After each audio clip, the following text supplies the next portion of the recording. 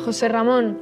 Soy Lucía, tengo 20 años y estudio tercero de Bellas Artes, pero siempre he tenido un especial interés en la filosofía y tú, bueno, como filósofo y escritor y profesor también, pues estoy segura que me podrás contestar un montón de preguntas súper interesantes. Así que, bueno, para empezar te quería preguntar sobre, bueno, a lo mejor las 10 mejores obras de todos los tiempos que tú consideres y por qué. Buena pregunta, Lucía. Y enhorabuena por haber escogido Bellas Artes, algo que a mí me hubiera gustado estudiar. Esa pregunta que me haces, como profesor de literatura y de filosofía, yo me la he hecho muchas veces, de forma práctica, porque tengo que aconsejar libros a mis alumnos durante un curso académico. Claro. Y desde hace tiempo, pues, me salían dos de entrada, que son, o cuatro, que son inevitables. Una sería Homero con la Odisea, otra sería la Biblia, otro sería Shakespeare, otro sería Cervantes. Esos cuatro son intocables. Homero es no solo el primero cronológicamente, estamos en el siglo VIII a.C., sino también quizá el mejor. De hecho, Homero es el gran educador de todos los griegos. A lo mejor no hubiera habido Platón, ni Sócrates, ni Aristóteles sin Homero. Y desde luego no estaríamos nosotros aquí. Bueno, Europa no sería, o Occidente no sería lo que es tal y como lo conocemos sin Homero. Occidente es una civilización que se construye con los mimbres de tres grandes aportaciones. En Grecia, que es el pensamiento, Roma, que es el derecho, y la religión cristiana. ¿Cuál es su gran aportación? Pues el haber diseñado dos personajes que son Ulises y Penélope, que encarnan perfectamente lo que es la excelencia en la conducta humana, las líneas maestras de la conducta humana, lo que hoy llamamos, por ejemplo, ética. Y a Homero le salen como cuatro grandes líneas maestras que luego han sido estudiadas a fondo por Platón, por Aristóteles, por Sócrates, por todos los grandes filósofos hasta nuestros días, que son, por una parte, la prudencia, el arte de acertar en cada caso concreto, en un mundo que es difícil y cambiante. Otra sería la templanza, el no confundir el bien con el placer, con el peligro de las adicciones. Otra sería la fortaleza, es decir, el esfuerzo personal, porque las cosas no se hacen sin esfuerzo y las cosas buenas menos. Y otra sería la justicia. Vivimos necesariamente en sociedad y para vivir en sociedad hay que respetar unas reglas de juego, eso es la justicia. Bueno, pues el primero que lo ve y que además lo pone maravillosamente bien, lo personifica en dos grandes personajes, es, como digo, Homero, en Ulises y en Penélope. Luego Ulises tampoco es como tan ejemplar. Yo creo que lo bueno que tiene Ulises es que no es perfecto, porque si fuera perfecto no sería imitable. Claro. O sea, cualquiera imita a un personaje perfecto, ¿no? Mientras que es como nosotros. Mis alumnos me dicen, oiga, esta gente es como nosotros y han vivido hace 3.000 años. Y yo les digo, no, muchachos, no son como nosotros, es al revés, nosotros somos como ellos. Ojo. En cambio, Penélope es mucho más perfecta que Ulises. De la Biblia voy a decir muy poco, simplemente es el libro de los libros. Una vez una alumna de 15 años en un libro forum me preguntó, oiga, si usted tuviera que escribir un libro para cambiar el mundo, ¿qué libro escribiría? Impresionante, o sea, para que luego digan de los adolescentes, ¿verdad? Cuidado con los adolescentes. 15 años la criatura. Entonces, estos libros son los libros que se han escrito precisamente para cambiar el mundo y son los libros que han cambiado el mundo. En tercer lugar, yo apostaría por Platón. En Platón, uno de sus diálogos, porque Platón es, si no hubiera pasado a la historia como un gran filósofo, hubiera pasado como un gran literato, o sea, como un dominador de la técnica literaria. Y esto se ve en los diálogos. Por ejemplo, la apología de Sócrates, que es la defensa que Sócrates hace de sí mismo cuando le acusan de corrupción ideológica de la juventud. Te lo encuentras con el Critón, que es otro diálogo muy breve, cuando Sócrates ya está en la cárcel y va a morir, va a tomar la cicuta. Incluso suele ir acompañado de la carta séptima. Platón, además de 30 diálogos, escribió unas cuantas cartas y la séptima es la más interesante porque es una autobiografía resumida de su vida. De Platón yo pasaría ya directamente a los romanos. Y ahí puedo aconsejar a 2 romanos. Bueno, tú me puedes decir, bueno, Cicerón seguro. Digo, no, porque los hay más amenos que Cicerón. Por ejemplo, Séneca. Séneca es muchísimo más ameno que Cicerón y tiene unas cartas a un discípulo suyo llamado Lucilio, y son cartas, epístolas morales. Es decir, te está hablando de ética, de qué es lo que debería hacer, qué es lo que no debería hacer. Son muy actuales, de forma que tú puedes pensar que están casi escritas para ti y para mí, y que son aplicables perfectamente a nuestro siglo XXI. Por lo tanto, toca todo tipo de temas. Uno de los temas recurrentes es el tema de la amistad, por ejemplo. Y luego, otro romano, un emperador, ya estamos en el siglo II, y el emperador Marco Aurelio, porque se le llama el emperador filósofo, y realmente fue filósofo, estoico, como Séneca, pero sobre todo lo recomiendo porque escribe un pequeño libro maravilloso con toda la experiencia de un hombre de mundo. Porque tú puedes pensar, bueno, los grandes filósofos suelen ser personas académicas y han estado siempre dando vueltas a la cabeza y a lo mejor no han pisado tierra, ¿no? Demasiado. Y aunque eso no sea así, pero en el caso de Marco Aurelio no es en absoluto, porque Marco Aurelio estuvo siempre al pie del cañón, casi literalmente, pero estuvo siempre en campaña, de guerra, guerra va, guerra viene, y en los ratos libres pues escribía... Entre guerra y guerra. Entre guerra y guerra, entre batalla y batalla, a lo mejor por la noche, mientras descansaba, pues escribía un pequeño pensamiento, un aforismo. Por eso también, porque es género aforístico, se lee facilísimamente. Y luego el siguiente autor es un autor también, yo creo que es inevitable, porque es el puente entre la antigüedad, en concreto entre el Imperio Romano, asiste a la caída del Imperio Romano, y el inicio de lo que viene después, la Edad Media. Y ese hombre es San Agustín. San Agustín es muy rico porque los primeros 30 años de su vida es un playboy, es un agnóstico, es un viva la vida, porque tiene mucho dinero, muchas amigas, muchos amigos, porque es un líder nato. Y a los 30 años tiene una conversión profundísima en toda su vida. Y eso lo cuenta en un libro maravilloso que se llama Confesiones. Los psicólogos dicen que es el mejor tratado de psicología que se ha escrito jamás. También es, como muchos genios, los genios a veces son los primeros en inventar algo, ¿verdad? En dar un paso, pues es la primera biografía que conocemos. Y a su vez ya es la biografía más leída de la historia. Ahí doy un salto grande y me pongo ya en Shakespeare. Hubo una vez una promoción de alumnos de periodismo que fueron de viaje de estudios a Estados Unidos y además tuvieron la fortuna de ser recibidos por el director del Washington Post. Aquel director del Washington Post que levantó un famoso escándalo, el Watergate, que consiguió hacer un impeachment a nada menos que a un presidente, a Nixon, y lo tumbó. Entonces, uno de los chicos en aquel encuentro le preguntó, si usted tuviera que recomendar un libro, un autor o unos libros a unos estudiantes de periodismo, ¿qué libros les recomendaría? Respuesta, Shakespeare. Todo Shakespeare. Y el chico le dijo, ¿por qué?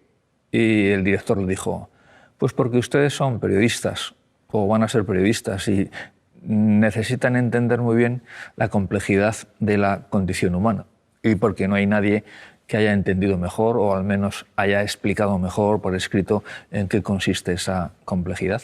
Muchos conflictos, ¿no? En Shakespeare. Todos los conflictos. Todos los conflictos, justo. Bueno, claro, todas las obras de Shakespeare son tremendamente conflictivas. Contemporáneo de Shakespeare, Cervantes. Solo por ser españoles tenemos como una obligación moral, casi moral, de leer El Quijote. Yo lo tengo ahí un poco pendiente. Bueno, he leído algo, no entero, pero... Bueno, de ti no digo nada porque como eres muy jovencita, pues tienes mucho tiempo. También te puedo contar una historia. Dostoyevsky, que era un enamorado de Cervantes, en una de sus obras se imagina el juicio final. Toda la humanidad reunida y el juez en bloque condena a todo el mundo. Y el argumento es muy sencillo. Son ustedes una panda de inútiles. Por lo tanto, están condenados. Pero añade, ¿alguien tiene algo que decir? Entonces se levanta al final del valle de Josafat un hombrecillo gris, así gris como yo, y dice, Señor, hemos escrito el Quijote. Tienes razón. Rectifico lo dicho. Entonces se salvó la humanidad. Eso lo cuenta Dostoyevsky. Fíjate. Entonces es una maravilla. De Cervantes yo pasaría a El Calderón de la Barca. A mí me parece, tanto La vida sueño como El gran teatro del mundo, me parecen obras de teatro fascinantes, con la misma tesis en parte que Platón en el mito de la caverna. La tesis es algo así como, esto que vemos no es la realidad, hay otro mundo. Hay gente que dice que si Calderón hubiera sido inglés y Shakespeare hubiera sido español, pues el mejor dramaturgo del mundo sería Calderón, porque ya se hubieran preocupado los ingleses de ponerlo ahí arriba, ¿no? Como han hecho con Shakespeare. Pues sí. Yo, sin que salga de aquí, tengo que reconocer que no pienso lo mismo. O sea, a pesar de leer a Shakespeare traducido al castellano, a mí por lo menos me gusta mucho más Shakespeare y pienso que... Pero también puede deberse a que conozco mejor a Shakespeare que a Calderón. Entonces también a lo mejor es cuestión de... es problema de ignorancia mía. ¿Y en versión original has leído a Shakespeare? No soy capaz. Ya, es que es complicado, ¿eh? No soy capaz. Lo que sí sé es que hay unas traducciones maravillosas, empezando por las de uno de sus primeros traductores, que es un hombre muy antiguo, como del siglo XIX-XX, que es Luis Astrana Marín. Las traducciones de Astrana Marín, que luego las publica Aguilar, son espectaculares. Pero no conservan la rima, ¿no? Bueno... Es que es muy complicado traducir el verso. A ver, traducir el verso es complicadísimo, pero aunque no conserven la rima, conservan un ritmo sorprendente. Por ejemplo, el famoso soliloquio de Hamlet, cuando considera la posibilidad de quitarse la vida con un simple estilete, dice: morir, dormir, tal vez soñar, y pensar que con un sueño damos fin al pesar del corazón y a los 1000 naturales conflictos que constituyen la herencia de la carne. Yo no sé cómo se dice eso en inglés, pero dudo mucho que se pueda decir de forma mejor, más atractiva, que a los 1000 naturales conflictos que constituyen la herencia de la carne. Está tremendo, está tremendo. Hay que saber mucho para decir eso, ¿eh? Bueno, pues otro inglés sería Dickens, que me parece fantástico. Incluso, aunque se diga que aunque la mejor novela del mundo sea El Quijote, y eso no lo pone en duda casi nadie, sin embargo, Cervantes es autor de una novela, mientras que Dickens es autor de muchísima obra, por lo tanto podría ser el mejor novelista del mundo, como si quieres hablar de Galdós, que le pasa exactamente lo mismo. Y luego me iría, ya te digo, no aparece ningún francés, no aparece ningún alemán, pero sí aparece un ruso. La literatura rusa de la época realista y naturalista del 19-20 pues es espectacular. Entonces yo ahí elegiría a Dostoyevsky, entre otras cosas también por las dimensiones, el tamaño, porque tiene una novela asequible por su tamaño, que es Crimen y Castigo. Pero no solo eso, sino porque Crimen y Castigo es toda una tesis espectacular, filosófica, sobre la conciencia moral, el superhombre de Nietzsche, antes de que Nietzsche lo diga, porque Dostoyevsky es unos años anterior a Nietzsche, pero estaba en el ambiente, flotaba ya toda esa tesis. Y de Dostoyevsky yo remataría con un austríaco, Víctor Frank, ya por pasar al siglo XX, digamos que. Y de nuestros días, ¿qué dirías? Pues bueno, de la infinita variedad de lo escrito en nuestros días, yo me quedaría con un ensayito de un superviviente de Auschwitz, que por ser psiquiatra tiene un punto de vista muy profundo, muy interesante, y que escribe un librito pues, que se ha traducido a todos los idiomas y que se lleva leyendo desde que lo publicó hace más de medio siglo en todo el mundo, El hombre en busca de sentido. Mis alumnos me suelen decir: oiga, este libro se lee mejor que una novela de aventuras. Digo, pues me alegro mucho.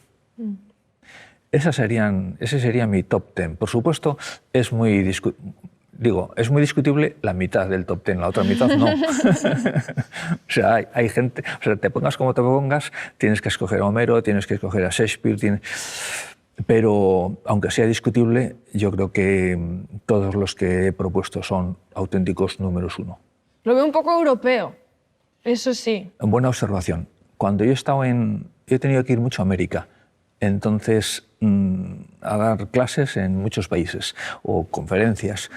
Como soy profesor de filosofía y de literatura, he escogido a un argentino que se llama Ernesto Sabato, porque Ernesto es un gran literato, pero a su vez es un hombre muy intelectual, con unos planteamientos muy filosóficos, muy éticos también, y porque tiene un libro que se llama Antes del fin, que escribió y tituló así, porque lo escribió en el 1999, o sea, un año antes de fin de siglo, un año antes de fin de milenio, y lo que él suponía que sería un poco antes de su muerte, porque él ya tenía 80 años y digo, bueno, hasta aquí hemos llegado. Luego no, luego resulta que vivió bastante más. Entonces, Antes del fin es un repaso a todo el siglo XX. Él es un hombre que nace a principios del siglo XX y tiene esa amplitud de miras de todo un siglo. Y cuando lees ese libro, que por cierto él lo escribe para los jóvenes, dice, bueno, yo escribo este libro para dejar una pequeña herencia a la gente joven y para que la gente joven sepa qué ha sido el siglo XX. Es un libro muy crítico y muy conmovedor, porque es la obra de una persona que sufre. Y ahora, pues con todas estas obras que has presentado, ¿qué podemos aprender, especialmente los jóvenes, ¿no? Por eso que eres profesor, yo soy joven. ¿Qué podríamos aprender de ellos y para qué nos pueden servir actualmente, ¿no? Cosas que están escritas a lo mejor hace siglos? Esa pregunta indirectamente se la hacen todos los jóvenes la primera vez que oyen esta recomendación en clase, cuando les dices, muchachos, deberíais de leer este curso o este cuatrimestre estas 10 obras. Entonces, claro, ves que se ponen nerviosos, se empiezan a mover. Alguno dice, bueno, pero oiga, ¿usted esto lo dice en serio? Pero si yo nunca he leído nada en mi vida, entonces tengo que decirle, pues más a mi favor. Con lo cual, efectivamente, le has callado, ¿no? Más a mi favor. Entonces, ¿qué sucede al final del curso? Que te dan las gracias por lo que han leído. Dice, oiga, es que yo no me imaginaba que había cosas así. Una vez me dijo un chico de 15 años, porque también he dado clases en bachillerato, en secundaria, me dijo un chico de 15 años, ¿hay obras más amenas que Harry Potter? Y le dije, sí, hay muchas. Me dice, imposible. Le dije, no, hay muchas porque tú ten en cuenta que la historia de la literatura empieza mucho antes que Harry Potter y no se ha terminado en Harry Potter. Y me puede usted hacer una lista, porque yo no leo nada, pero mi hermana, en cambio, mi hermana que es mayor que yo y está en COU, pues lee mucho. Y yo tengo un poco de envidia de mi hermana porque es muy culta y además se lo pasa muy bien leyendo. Y entonces pues le presenté una lista con bastantes libros y me dijo, ¿por cuál empiezo? Y yo le dije, pues mira, cualquiera de estos libros es muy ameno, tan ameno como Harry Potter. Puedes empezar por cualquiera, pero excepto por uno, no empieces por el Quijote, porque claro, tienes 15 años y no has leído nada. Eso fue antes de Semana Santa, vacaciones. Al cabo de 15 o 20 días volví a ver al chico y le pregunté, ¿qué tal, Nacho? ¿Qué tal la experiencia, tu experiencia lectora? Y me dice, impresionante. He empezado a leer todos los días y me lo he pasado en grande. ¿Y por dónde has empezado? Y dice, por el Quijote. Claro, es un adolescente. O sea, le dices que no empiece por el Quijote, pues de cabeza al Quijote. La mejor técnica para que se leyese el Quijote. ¿Y no te ha aburrido muchísimo? Dice, todo lo contrario. Yo tenía en casa una edición muy bonita del Quijote con buenas ilustraciones y todas las noches me iba a la cama, me leía un capítulo y me dormía riendo. Tú fíjate qué cosa más interesante para muchos padres y profesores que piensan que, bueno, a lo mejor esto es demasiado porque este es un crío, es muy crío y tal, o es muy infantil o es no se sabe qué, ¿no? Entonces tratan a sus hijos a veces como si fueran muy poca cosa, ¿no? Digo, no, al contrario, apunta un poco más alto. O sea, que sea él el que lo deje o el que se queje, pero tú apunta alto. Bueno, tú me preguntabas, perdón, Bueno. ¿qué enseña un clásico a los jóvenes? Pues les enseña todo, absolutamente todo. Y desde qué es la realidad, luego les enseña autoconocimiento, porque tú cuando estás leyendo un gran libro, en el fondo estás delante de un espejo, te estás viendo a ti mismo, como cuando vas al teatro. Tú estás haciendo bellas artes, estás haciendo bellas artes. Entonces, ¿qué es lo que vas a ver cuando vas a ver una obra de teatro? Te vas a ver a ti misma. Por suerte o por desgracia. Claro, porque te estás confrontando con esos personajes, ¿no? Y estás diciendo, esto está bien, esto está mal, o sea, has acertado, te estás equivocando, pero eres tú el que estás tomando buena nota de lo que está sucediendo ahí. Te enseñan también el extraordinario mundo y complejo mundo de los sentimientos. O sea, un clásico te enseña cómo tienes que sentir y cómo tienes que sentirte. Eso nos lo enseñan el teatro griego. Antes se me pasó, tenía que haber incluido a Sófocles y por lo menos a Antígona, ¿verdad? Porque la gran heroína de una de las grandísimas heroínas de la literatura.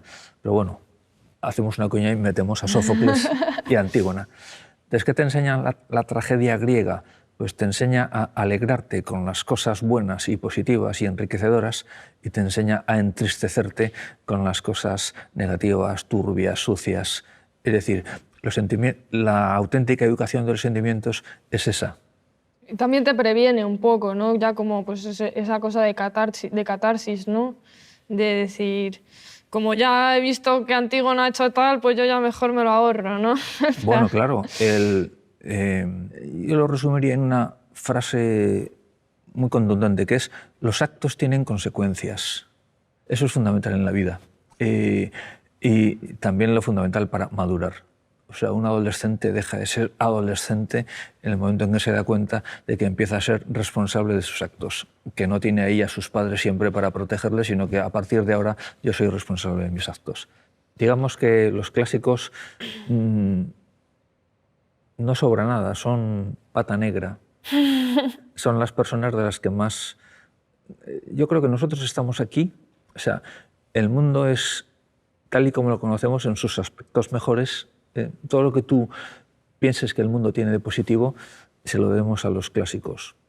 Bueno, según un libro que tienes tú escrito que se llama Ética actualizada, entiendo que la ética como tal pues no es la misma desde los tiempos de Sócrates, ¿no? Que nos contaba sus historias, pero ahora pues algo ha cambiado, ¿no? Sí, más que cambiar la ética, lo que ha cambiado es el mundo. De hecho, es lo mismo desde los tiempos de Sócrates en algo que podríamos llamar el núcleo duro. Y ese núcleo duro son, lo que antes comentábamos, son las grandes virtudes, las líneas maestras de la conducta humana. Es decir, tú y yo tenemos que ser igual de prudentes que Ulises, igual de templados, igual de fuertes, igual de justos. O sea, esas 4 grandes líneas maestras siguen ahí.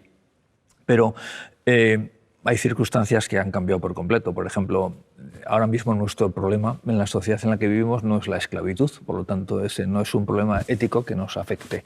Al menos en la sociedad en la que vivimos tú y yo, ¿no? Pero... No, en esta sociedad, claro. O sea, al final el libro lo escribes un poco para el ámbito del mundo occidental en el que vives, no para otros continentes. De hecho, el libro hace 20 años se titulaba Ética razonada, pero en 20 años, fíjate, yo lo escribo porque en 20 años ha cambiado mucho la vida. Entonces digo, actualizada.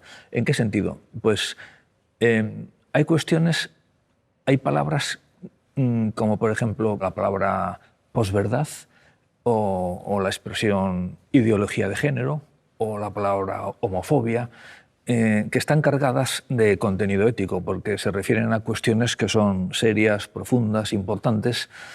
Y, sin embargo, hace 10 años, por ejemplo, esas palabras no existían. Ahora mismo un libro de ética tiene que reflejar esas cuestiones.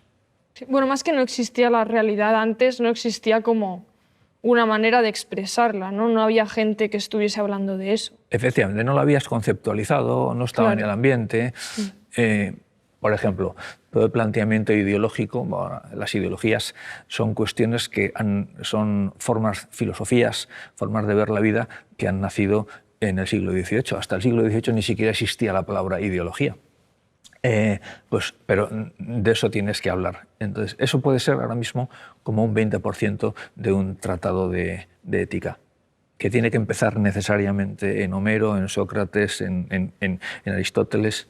Incluso tú me dices, a ver, un libro de ética famoso, pues Sabater, La ética para Amador, pues, que fue por lo menos muy famoso en su día. Pues la ética para Amador, a lo mejor en un 80% es la ética Nicómaco, de Aristóteles. Lo que pasa que dicha de una forma mucho más amena, mucho más asequible, pero el 80% es Aristóteles. O tú me dices, un libro de educación de los sentimientos como La inteligencia emocional, de Goleman, que ha sido un número uno durante décadas, en la década de los 90 quizá.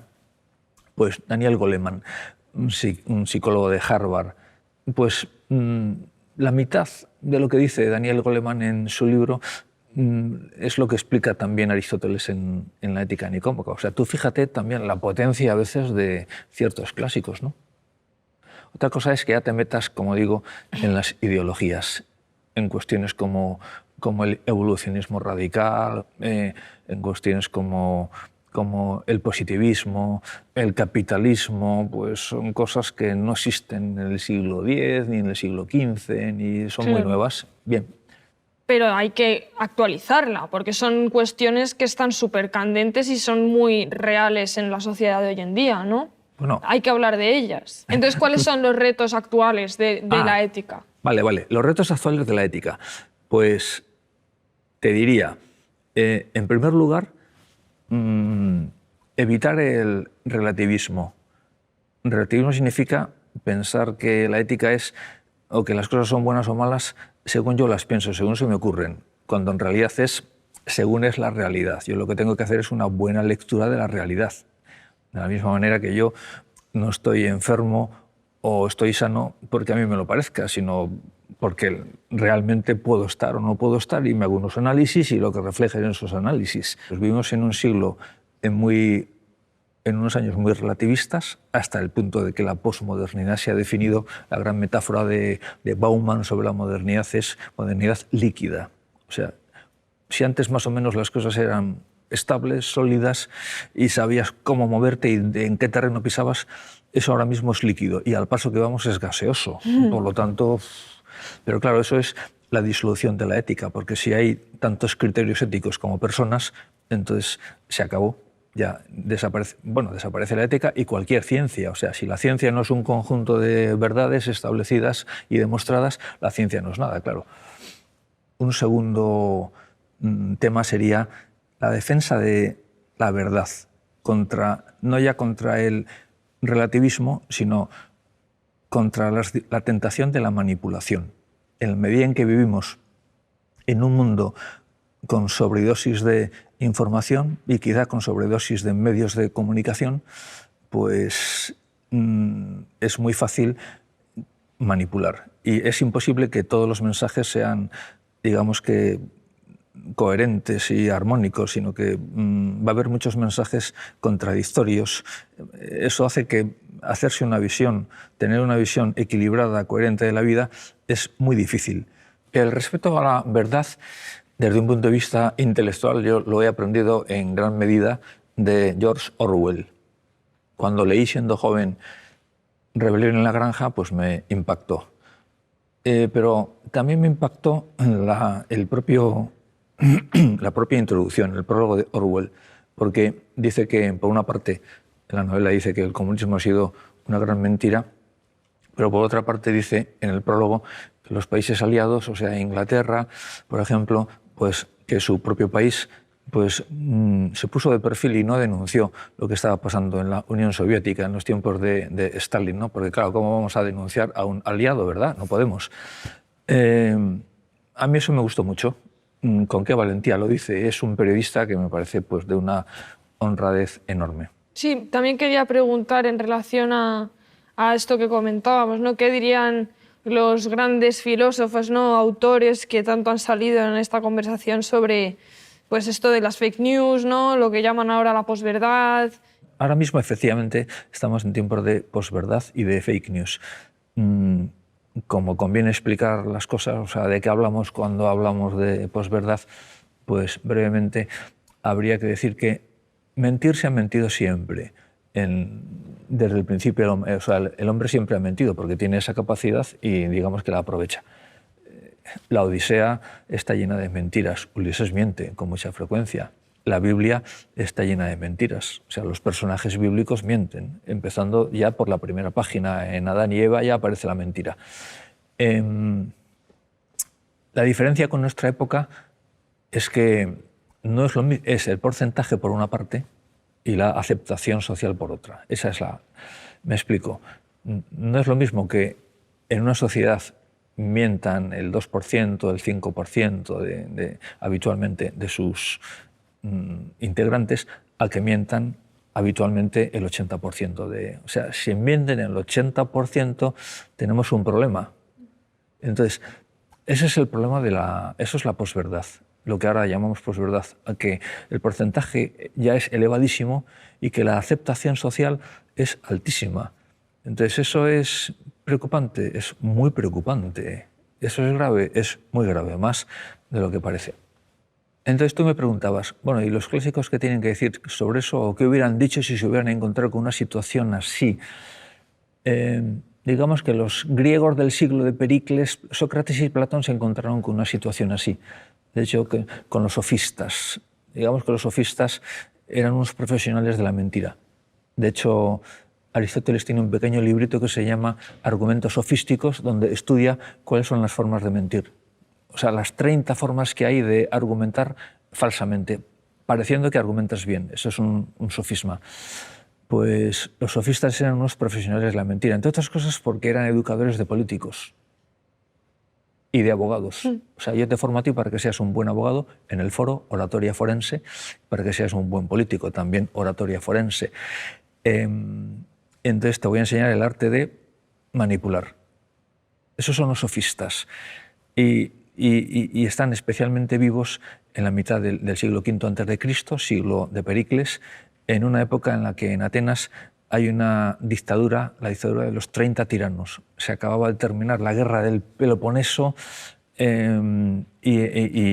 entonces estaba Atenas patas arriba y entonces se hacen cargo del gobierno de la ciudad 30 tiranos, una especie de oligarquía, pero bien, entonces en ese mundo súper conflictivo, ahí aparecen Sócrates hablando de la verdad, Platón hablando de la verdad. Platón dijo, cuando se encontró con ese panorama y cuando descubrió también cómo era en general la política en el mundo mediterráneo, en Sicilia, por ejemplo, donde le invitaron, el tirano de Siracusa le invitó a hacer la constitución de Siracusa, pues al ver cómo estaba el panorama, Platón dijo, a ver, el ser humano es un ser muy imperfecto y el gobierno y la política va a estar siempre corrompida, a menos que, dijo, una de dos, o gobiernan los filósofos o los gobernantes estudian seriamente filosofía. Pero dijo, ya doy por hecho que eso, si no ocurre un especial milagro, nunca va a ser posible. Es decir, Platón era realista. Hablas de que pues lo bueno, lo malo, lo justo no puede ser relativo, ¿no? Tiene que ser, o sea, es una verdad absoluta, ¿no? Podríamos decir. Pero ¿quién decide esa verdad? Porque no deja de ser verdad tampoco que cada uno percibimos la realidad de una manera por nuestro propio filtro de humanidad, ¿no? Entonces, ¿cuáles son los criterios en los que uno se basa para decidir que esto es la verdad y que esto es lo bueno y que esto es lo justo? Bien. Porque que no puedan ser los propios. La ética es relativa, pero a su vez la ética es objetiva. Lo que pasa que tenemos... Y contradictoria también, ¿no? No, es que tenemos un problema. El problema es que relativo y relativismo significan cosas contrarias. Pero tenemos un problema con el lenguaje. Y luego también tenemos un problema conceptual. Normalmente cuando una persona usa la palabra relativo, está entendiendo por relativo que es subjetivo. Pero relativo no significa lo mismo que subjetivo, a veces es lo contrario, porque lo relativo normalmente es objetivo. Relativo simplemente significa relación. todos los seres están relacionados porque todos son siempre efecto de algún otro ser. O sea, no existe nada que se haya dado la existencia a sí mismo y a su vez van a ser causa de otros seres. Es como una cadena enorme de causas y efectos. Eso es el universo. Por ejemplo, tú eres alumna de Bellas Artes. Esa es una relación que tienes con tus profesores. Tú eres hija de tus padres. Esa es otra relación. La relación de filiación con tus padres no es lo mismo que la relación con un profesor, son dos cosas diferentes. Es decir, las relaciones son objetivas y las relaciones hay que respetarlas. Si la ética fuera subjetiva, antes decía, no existiría la ética. Por ejemplo, si el kilómetro son 1000 metros para ti, pero para mí son 950 y para Pedro son 820, el kilómetro no existe. Claro. Bien, entonces ahí entra tu segunda pregunta. ¿Y cómo sabemos que la ética dice esto? Teniendo en cuenta que soy yo el que conoce la realidad y de alguna manera la realidad yo la filtro por mi conocimiento. Pues de una manera muy sencilla, que es hay que respetar la realidad. Lo que te decía antes, las relaciones hay que respetarlas. Tú tienes un hijo, hacia ese niño, pues nadie tiene ninguna obligación. Pero tú sí, tú tienes que alimentarle, tienes que educarle, simplemente porque es tu hijo y es un niño.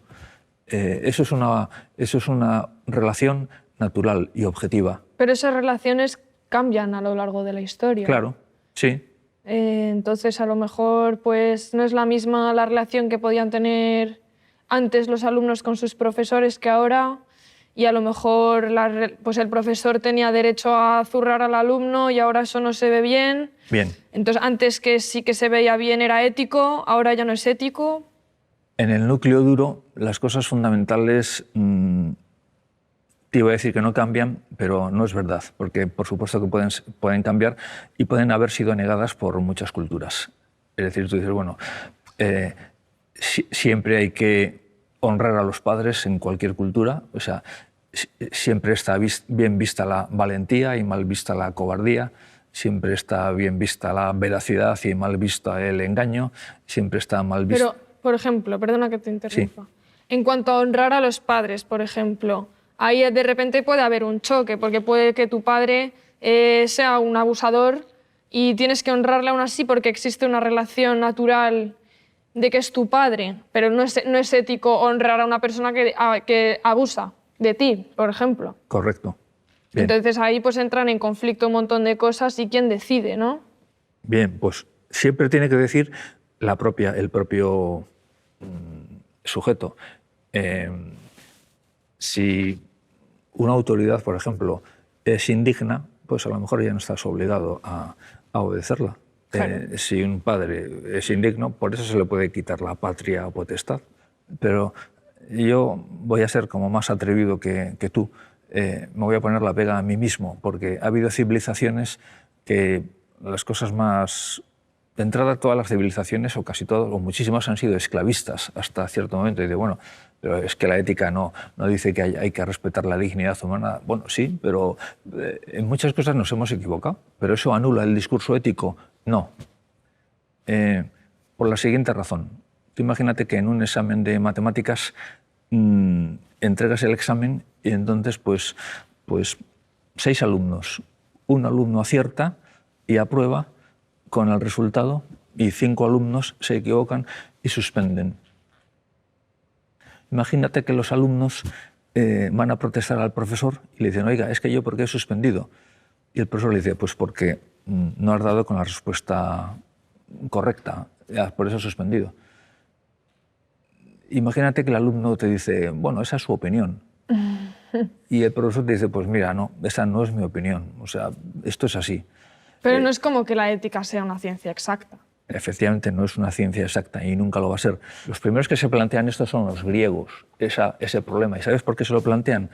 Pues porque viajan, y viajan por toda la cuenca del Mediterráneo y descubren que lo que ellos consideran que está bien, hay culturas que consideran que está mal. Con lo cual, desde aquí tenemos un problema. Ya se ve que nuestro discurso no es un discurso único, no vale para... Y se lo plantean los romanos con el famoso derecho romano, ¿no? Entonces dicen, ¿y no podríamos encontrar un criterio que sirva para todo el mundo? ¿Cuál sería ese criterio, el mejor criterio?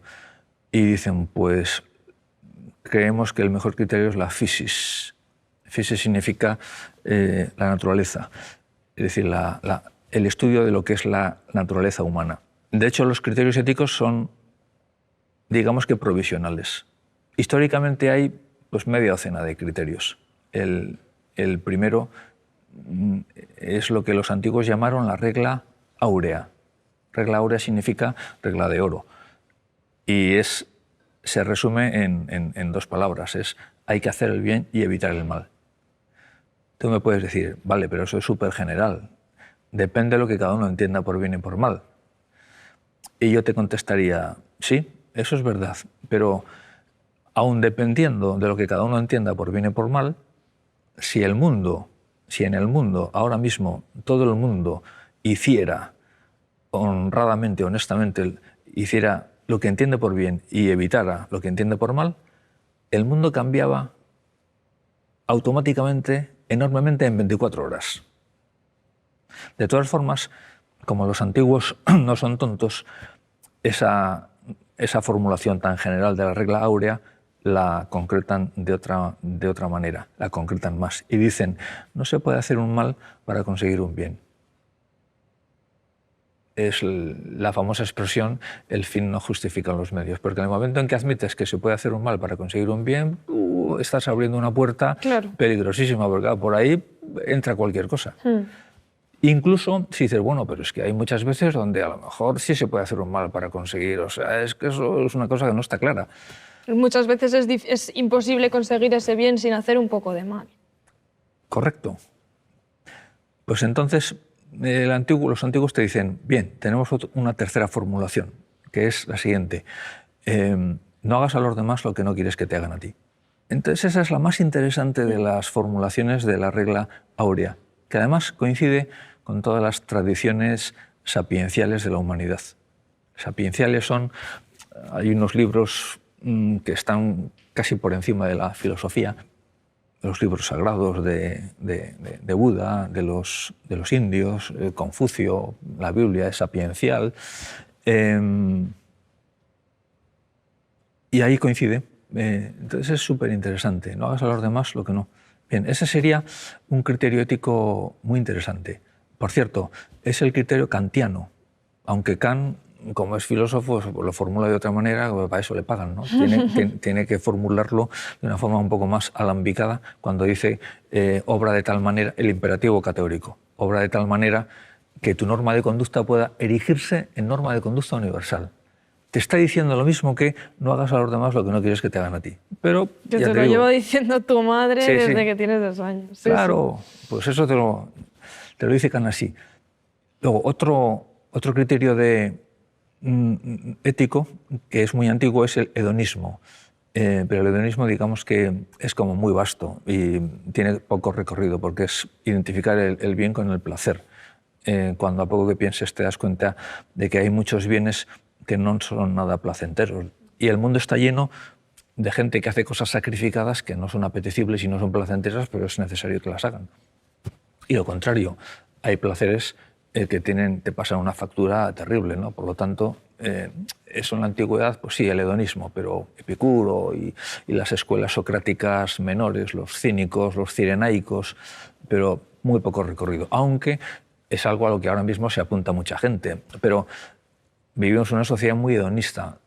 Nietzsche era profundamente hedonista. Lo que pasa es que eso no puedes justificarlo. Simplemente dice, bueno, pues yo quiero vivir así y punto. Yeah.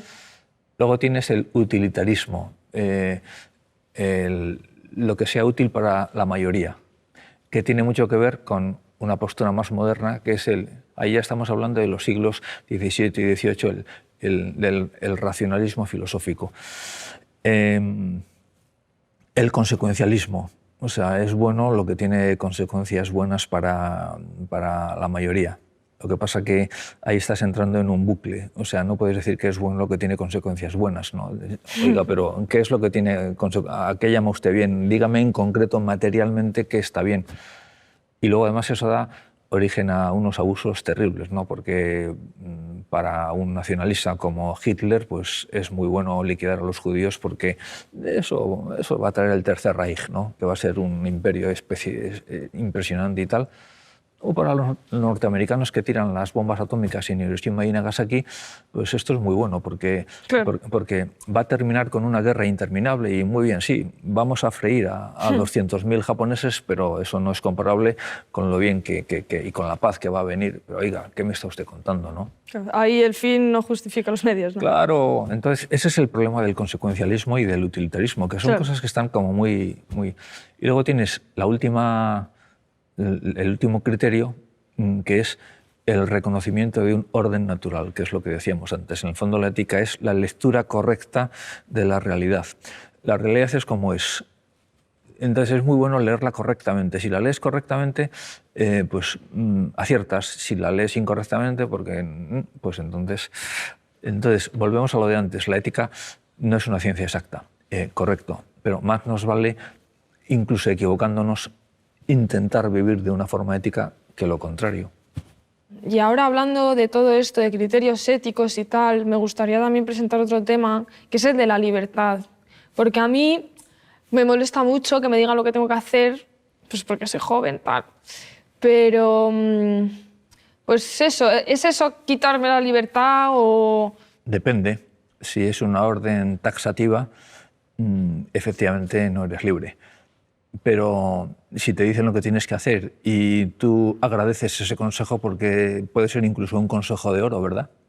Pues entonces no solo eres libre, sino que te están ayudando a ejercer tu libertad. De hecho, la libertad es el arte de escoger correctamente. El arte de escoger, porque si te equivocas, si no es correcto, pues también eres libre, ¿no? Pero te has equivocado. Por ejemplo, Hamlet se pasa la vida considerando las posibilidades, la realidad, pero nunca hace nada, o sea, es un indeciso. Entonces, ¿es libre? No, porque deja la libertad atascada al 50%, o sea, hasta que toma una decisión. Entonces, solo cuando tomas decisiones eres libre. No, entonces no, ninguno somos libres, porque a todos nos están obligando a algo. Vivimos pues en una sociedad, ¿no? Y si no nos obliga la ley, nos obliga... ¿Tú sabes cuántos actos libres, cuántas decisiones libres tomas a lo largo de un día? Como yo misma. Sí, tú misma o yo, vamos, porque tomamos más o menos las mismas. A ver, es que dependiendo de lo que se entienda por libertad, ¿no? No, libertad es cada vez que escoges, cada vez que eliges. Claro, pero ¿por qué elegimos? Siempre estamos condicionados. Entonces, tú estás eligiendo constantemente. Tú me estás diciendo, pero estamos condicionados.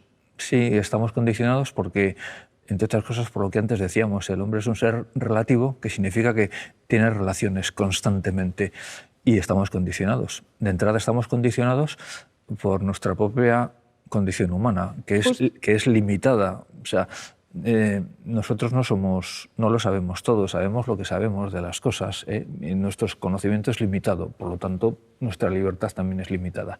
Incluso nuestro poder de decisión es muy limitado. Yo no puedo hacer cantidad de cosas, y si estoy aquí no puedo estar ahora mismo paseando, ni puedo estar leyendo, no, tengo que estar donde estoy. O sea, no puedo hacer dos cosas a la vez, ni tres ni cuatro. ¿Es una libertad limitada? Sí, porque el ser humano es un ser limitado. Pero claro, la cuestión es que a veces pues, podemos estar limitadas por nuestra propia condición humana o por nuestro propio físico, ya incluso, pero otras veces es otra persona u otro agente el que nos está limitando. Constantemente. Entonces eso, pues nunca llegamos a ser completamente libres, ¿no? A no ser que te vayas al pico de una montaña, que seguirías condicionado por tu propio cuerpo. Estoy de acuerdo con eso, pero eso lleva... Lo que decía antes, la libertad humana siempre está limitada porque el ser humano siempre está limitado y condicionado. Otra cosa es que tú me digas, ¿eso es bueno o malo? Depende. Es un poco trágico, ¿no? A lo mejor. No, yo creo que trágicas son otras cosas. Si quieres, pues puede ser un poco incómodo a veces, ¿eh? De todas formas, todos tenemos conciencia de que hacemos muchas cosas con plena libertad. Otras no, pero muchas sí, ¿no? Hombre, nosotros tú y yo, porque luego hay gente que mucho menos, ¿no? Sí que se puede decir como tal que hay gente en este mundo más libre que otra. Tú lo que estás diciendo es que disfrutamos de una sociedad que en cierta manera es un lujo las posibilidades que tenemos, y que hay mucha gente que no tiene ese lujo. Y si me apuras un poco, yo te diría, ese lujo pertenece a los últimos siglos de la historia, porque durante mucho tiempo a lo mejor la humanidad en bloque ha vivido bajo regímenes muy autoritarios, por no decir criminales, y eso está claro. O sea, la historia humana, antes tú me decías, es que la libertad es trágica. La falta de libertad. La falta de libertad, yo te diría, bueno, tal y como nosotros la experimentamos o vivimos, no, pero muchas veces la historia humana ha sido trágica. Fíjate tú, antes decía que toda la historia ha sido en gran medida esclavista, ¿no? Entonces, pues, bueno, a lo mejor los que no eran esclavos vivían maravillosamente, pero ¿y los esclavos? Claro. Y esa esclavitud, y estamos hablando de porcentajes enormes. Pero aún así tú consideras que somos cada vez más libres. Desde el principio de la historia, que con esto que hablábamos de la sociedad esclavista, tal, ¿crees que somos cada vez más libres? Por usar una expresión interesantísima, muy brillante, de José Antonio Marina, uno de los grandes filósofos españoles actuales, que dice que la libertad es como la gran hormona de crecimiento que tiene el mundo. La libertad inteligente. De hecho, la libertad es una consecuencia de la inteligencia. O sea, solo puede ser libre un ser inteligente, porque solo un ser inteligente puede escoger.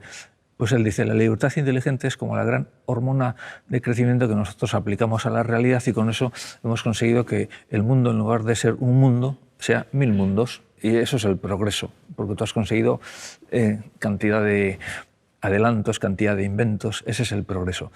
Entonces, una demostración de que somos libres y que la libertad es libertad inteligente es que hemos pasado de la edad de piedra a nuestra época, ¿verdad?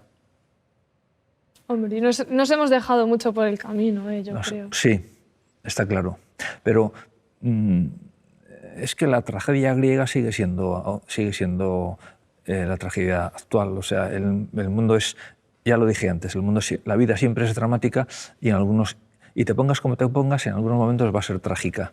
Precisamente para eso está la ética, o sea, para al menos algunas de sus cualidades, como son algunas de sus virtudes, como la fortaleza y la templanza.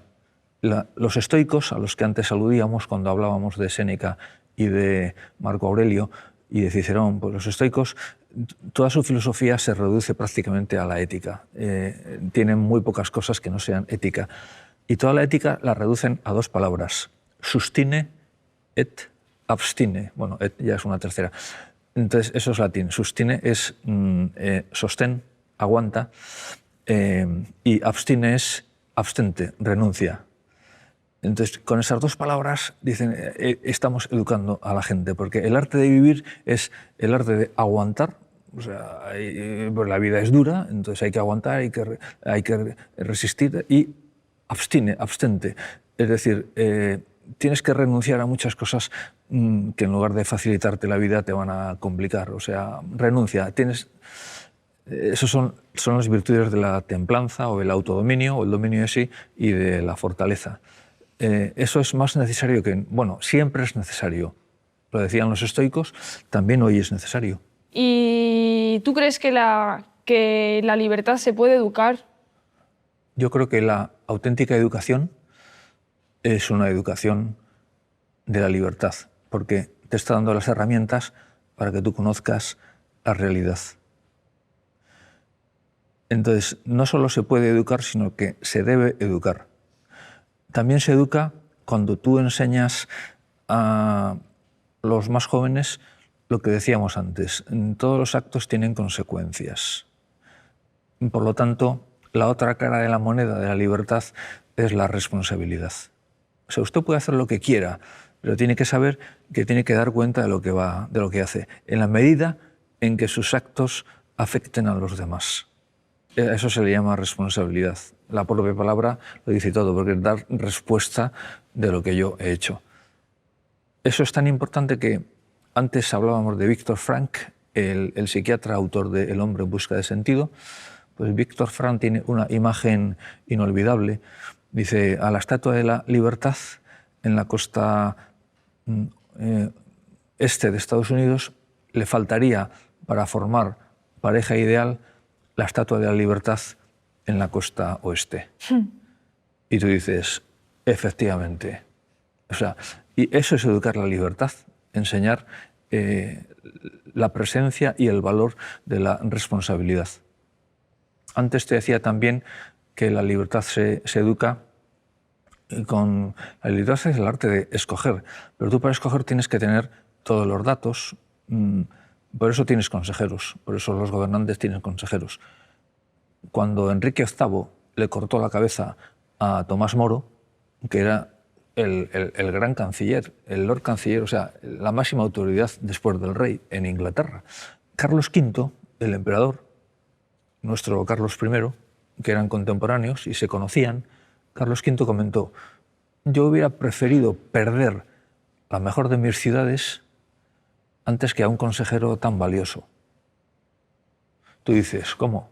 ¿Usted hubiera preferido perder, por ejemplo, Sevilla, la ciudad de Sevilla, antes que Tomás Moro? Sí, perfectamente. Entonces tú me dices, ¿se puede educar en la libertad? No solo se puede, sino que se debe. ¿Y quién la educa? Los grandes maestros, empezando por tus padres, que son las personas que mejor te conocen y más te quieren, los grandes profesores y los clásicos. Como ves, yo arrimo siempre el ascua a mi sardina. A los profesores y a los clásicos. Siempre nos quedarán los clásicos.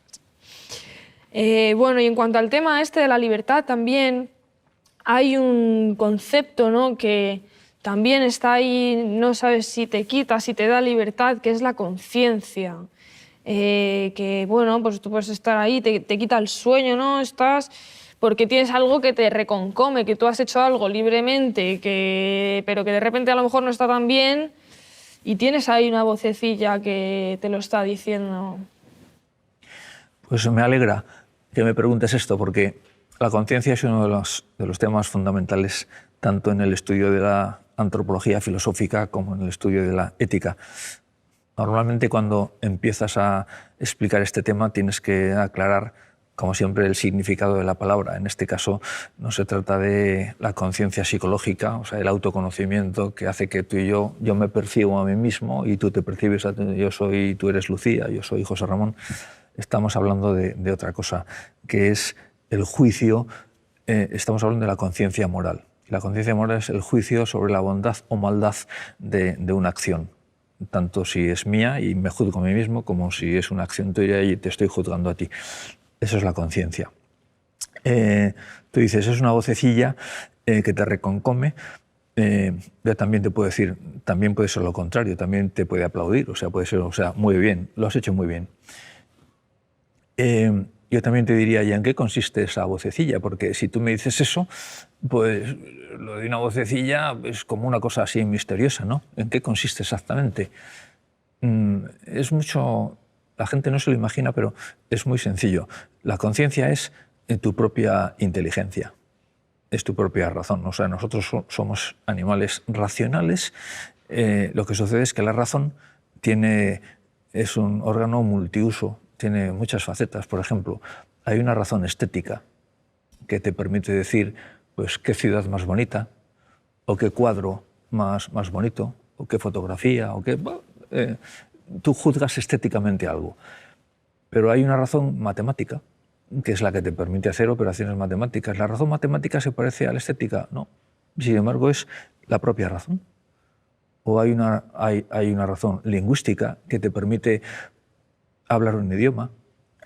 Bueno, pues por lo mismo que hay una inteligencia lingüística, o hay una inteligencia matemática, o hay una inteligencia estética, y 200 más si quieres, porque hay muchas facetas, hay una inteligencia moral que te permite decir esto está bien o esto está mal. No 2 y 2 son 4, o no sujeto, verbo, predicado, o no qué ciudad más hermosa, sino esto está bien o esto está mal.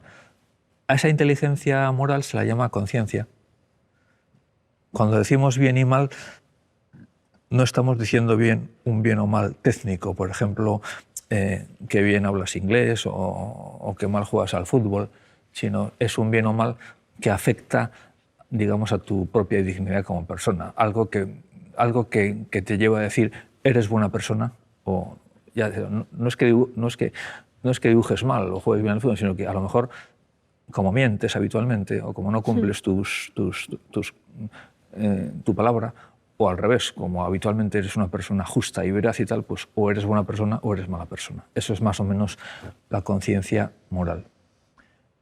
Entonces, al igual que hay gente que se le da mejor las mates o gente que se le da mejor pintar, hay gente que se le da mejor, bueno, que tiene mejor conciencia La conciencia o más desarrollada. La conciencia se puede tener más formada o menos formada. Entonces, para formar la conciencia, y vamos a lo de antes.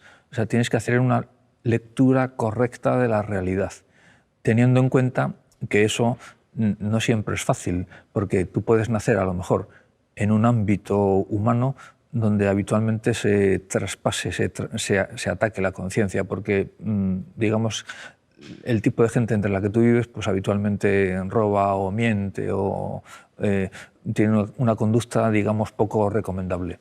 Luego también la conciencia está muy influida también por las modas. O sea, yo sé que esto está bien, pero es que en mi pandilla todo el mundo hace lo contrario. Entonces, yo no me atrevo a ir en contra de, ¿no? Y eso es culpa del sujeto, ¿no? Si tú naces en una familia, en un país o en un sitio en el que es costumbre hacer acciones poco éticas, ¿no está más o menos justificado el que tú continúes con esa línea? Tú lo has dicho. La pregunta es, ¿no está más o menos justificado? Entonces tú lo has dicho, más o menos. Entonces en cada caso habría que ver.